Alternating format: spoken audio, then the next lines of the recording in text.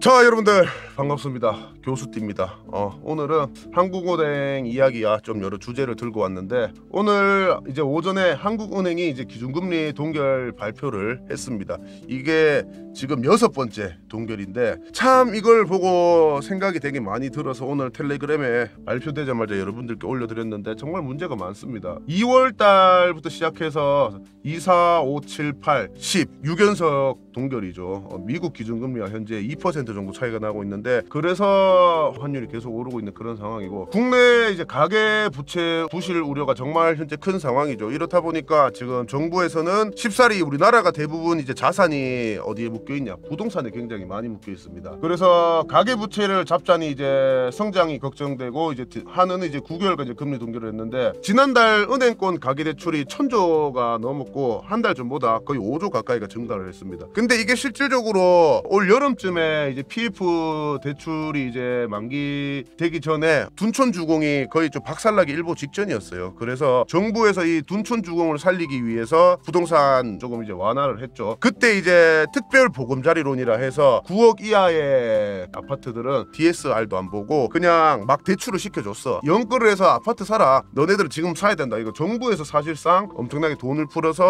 많은 신혼부부들이 이제 지방 포함해서 이제 수도권도 이제 9억의 아파트들을 이제 매수를 할 수가 있었는데, 어떻게 됐든 이 건설사 살리기 정책과 이 부동산을 살리기 위해서 정말 정부에서 많은 노력을 하고 있는데, 저는 개인적으로 애덤 스미스 다들 아시죠? 이 시장은 그냥 부동산을 건드리면 안 되는데 계속 이렇게 건드려 가지고, 또 우리나라는 이 총선이 있죠. 총선이 있고 이 표를 또 의식을 안 할 수가 없습니다. 그래서 정치적으로 봤을 때는 부동산을 그렇게 올리지도 내리지도 않고 유지만 시켜주는 게 제일 베스트라고 보는데, 저는 생각하는 게 내년부터 해서 엄청나게 우리나라가 이제 크게 경기 침체가 저는 올 것이라고 분명하게 예상합니다. 일단 중소기업 같은 경우는 좀 줄도산할 수도 있다는 생각이 듭니다. 왜냐, 내년에 미국에서 기준금리를 유지를 하거나 뭐 0.25%, 0.5% 내릴까 말까 그렇게 지금 예상이 되고 있는 상황이거든요.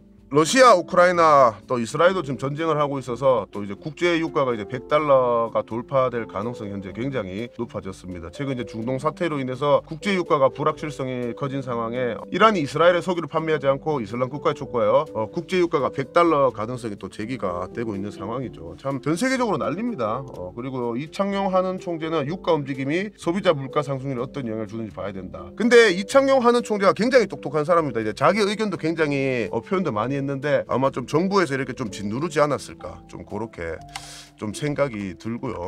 그래서 결국에는 이제 우리나라도 금리 동결을 또 이번에 또 하다 보니까 환율이 또 뛰었습니다. 1360원이에요. 지금 이제 정말 큰일 났어요. 환율이 정말 높고, 우리나라가 또 굉장히 이제 또 수입해서 또 수출도 많이 하는 국가긴 한데, 이렇게 되면은 정말 나라가 많이 힘들어집니다. 혹시나 방송을 보시는 분들 중에 나는 이제 아파트를 연끌해서 사야겠다 하시는 분들은 제 이야기 듣고 한 2년만 참으세요. 전세 한 바퀴만 도시고 2년 뒤에 보시면은 박살나 있을 겁니다. 이거는 전 세계적으로 이 부동산을 잡기 위해서는 늘 금리가 오르면 부동산은 떨어지게 되어 있어. 그 금리를 어떻게 버텨? 지금 아마 대출 이제 변동금리로 받으신 분들은 아실 거예요. 이자를 한 달에 200만 원 내다가 지금 500, 600 뭐 내시는 분들도 많아요. 지금 굉장히 심각한 상황입니다.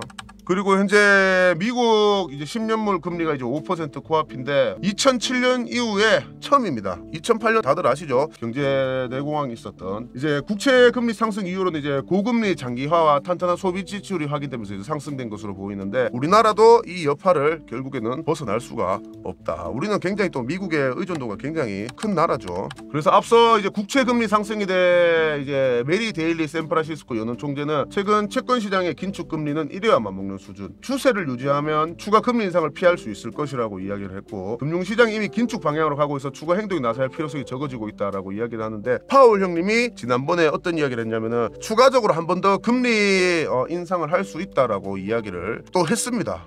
10월 2일 날 다음 달 초에 금리 발표가 있는데, 패드워치 상으로는 현재 금리 동결에 가깝기는 합니다. 그래서 또 금요일 날 파월 의장이 한국 시간 기준 20일 오전 1시에 뉴욕 이코노미 분들이 클럽에서 연설을 할 예정이고, 이번 주를 마지막으로 다음 이제 연준 회의까지 연준 인사들은 이제 블랙아웃 기간을 가집니다. 이것만 보고 좀 이야기를 여러분들한테 좀 간략하게 이야기를 드리자면은, 아마 지금 방송을 시청하시는 분들 중에서 아직 이제 주택을 구매를 고려하시는 분들이 정말 많을 거라고 생각을 해요. 어차피 전세 대출을 받아서 금리 내면서 그 돈을 하느냐, 아니면 연끌을 해서 대출을 받아서 아파트를 사느냐 생각을 하는데, 지금은 일시적으로 아파트 값이 저는 반등을 했다고 생각을 합니다. 일시적으로. 왜냐, 나라에서 올 초에 부동산 정책을 펼쳤기 때문에 수도권 같은 경우도 이제 9억 이하의 아파트들이 정말 많은 사람들이 매수를 많이 했어요. 그리고 지방 같은 경우도 정말 많이 했고, 이 정책이 이제 박근혜 정부 때 원래 DSR도 안 보고 아무나 다 대출을 해주는 그런 상황이었는데, 이번에 올 초에 정부에서 나라가 이제 경기가 많이 힘들다고 해서, 아마 근데 건설사 살리기 위해서 사실 둔촌주공이 이제 망하기 일보 직전이어가지고, 그래서 그 대출 규제를 좀 완화를 시켜줘가지고 현재 이 꼬라지가 났습니다. 금리가 지금 6번째 이제 동결이고, 다음에 또 동결을 하게 된다면 아마 그때는 이제 달러 환율이 1,400원이 넘어갔겠죠. 그러면은 그 고스란히 대기업들은 버틸 수가 있어요. 이제 중소기업들이 이제 무너지기 시작하면은 그 중소기업이 일하시는 분들도 당연히 잘리겠죠. 그리고 이제 그 사람들이 대출 빚을 갚아 나가기도 정말 힘들 거고, 그래서 주택 구매를 희망하시는 분들은 딱 전세 사이클 한 바퀴만 더 도시고 2년 뒤에는 경매 물건도 정말 많이 나올 거라 생각이 되고, 일단 부동산은 저도 이제 이 투자를 하는 이제 나름 전문가로서 정말 지금은 사면 안 된다 라고 그렇게 판단이 됩니다. 그래서 여러분들께서도 일단 이 불경기 다들 잘 버티셔가지고, 버티는 자가 이기는 겁니다. 살아남고. 무튼 다들 이 불경기 힘냅시다. 교수였습니다. Cause I've been living life right like I could just die any